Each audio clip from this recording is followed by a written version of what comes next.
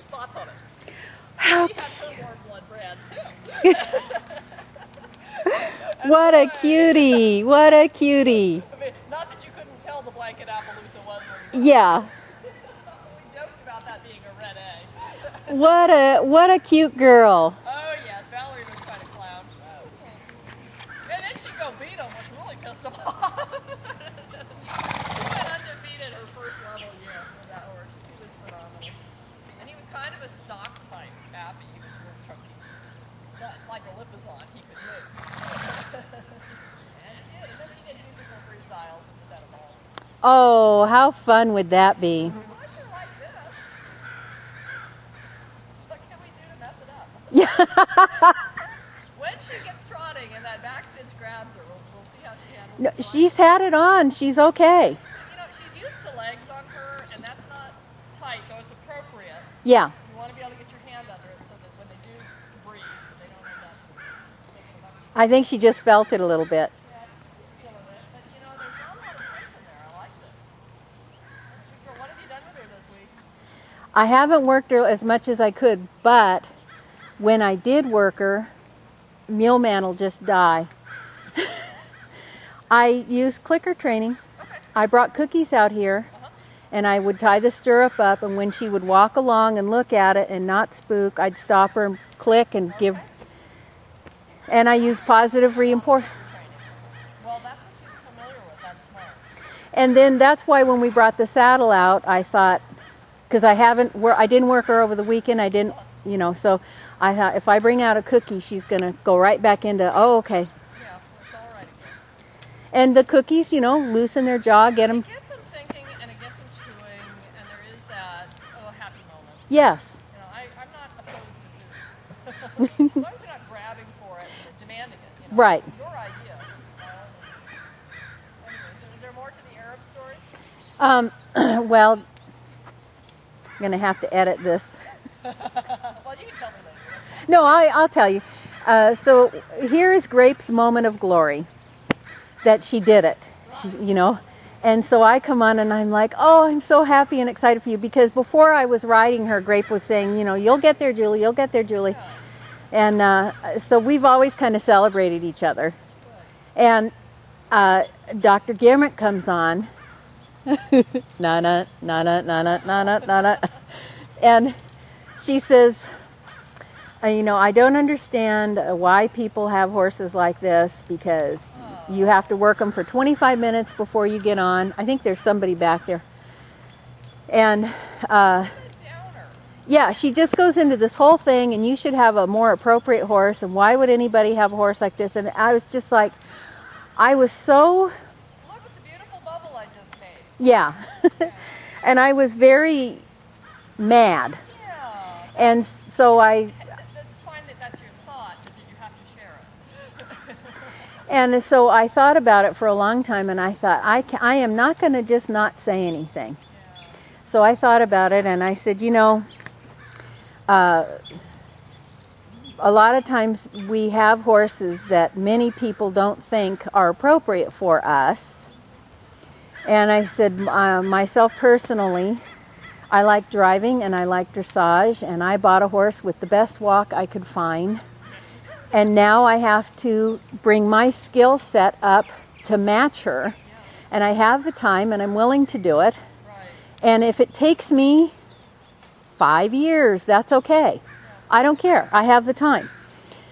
And I said, it's more about learning how to help a horse that has issues get over them, so that our skill level gets better. Than it is about, working. Along the way, your bond is that much greater. Yeah, and Because of all the obstacles you've overcome. yeah. So Grape comes back on and says, "Hallelujah, sister, you're singing my song." And she says, why have a 22 caliber when you can have a 357? Ha ha. Like we're, And I'm like, now don't do that back to her, because she loves her horses too. Well, then some other people came on and said a few things. Well, then Dr. Guillemot went over to this thread called Oh My, and it went it went off in 5 different directions, way over from where it was supposed to go. Nothing bad, but she, again, on one thread she told me that I should sell my horse and get a doe-eyed halflinger or something. And I'm like, but I don't want one. I have a doe-eyed Friesian. She just has a few issues, you know. So anyway, I just ignored that because she thinks she's doing her opinion or whatever. So don't need to video that. Not really. Better? I actually like how she's walking this morning. Yeah.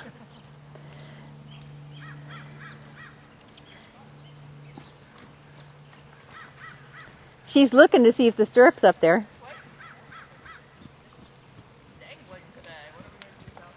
Oh, and the other thing, she might be looking to see if you're going to do the sound and give her something.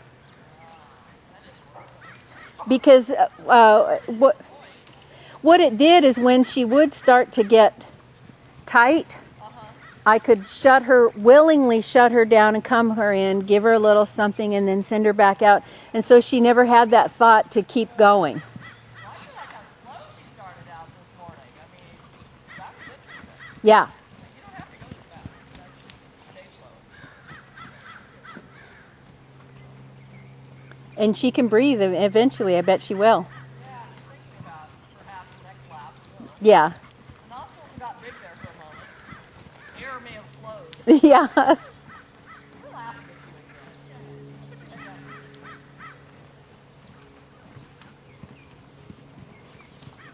Good girl.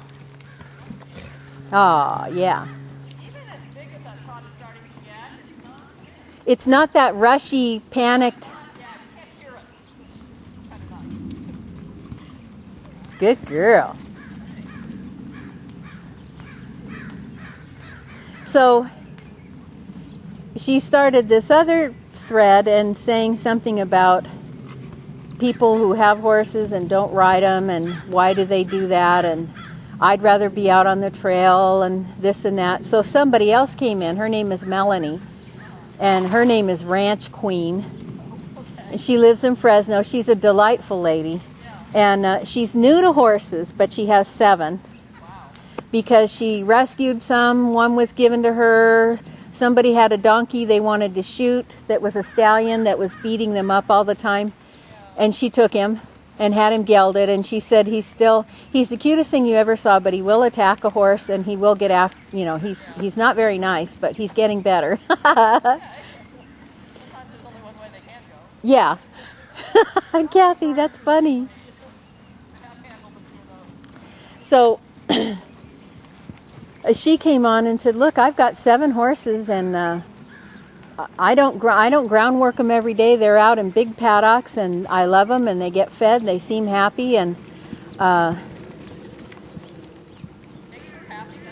yeah. And so the doctor came back on and said, well, I don't understand and they need to have a job and they're not pets and this and that. And I got real, I thought, I'm going to have to. Those horses are so lucky to have a person That's willing to feed them. come in and care for them, and care does not imply ride. Right. Sorry. I would rather have a horse owned by somebody that is willing to attend to all their needs, someone who just rides and doesn't give a damn if their back is sore or they're properly fed or, you know. Yeah. When I gave enough lessons to kids with parents that were dying to buy them a horse, we had that talk a lot. Yeah. You know, I don't care how well your child rides, the horse deserves better than just a rider. And they'd look at you really weird. But we want to buy her a horse. I said, yeah, do you want to clean stalls? Yeah. Well, we'd keep it at a stable. And are you going to learn about vaccination and deworming? And did you know the horses need exercise on a daily basis, but that doesn't mean riding? Yeah. You know, when you're not riding, what's this horse get to do? Right. Never dawned on him it might do something. Please don't buy one. Go ride in stables and, you know, hone those skills. But if you aren't interested in the care of the animal, don't own one. Yeah, I absolutely, I have given that advice too.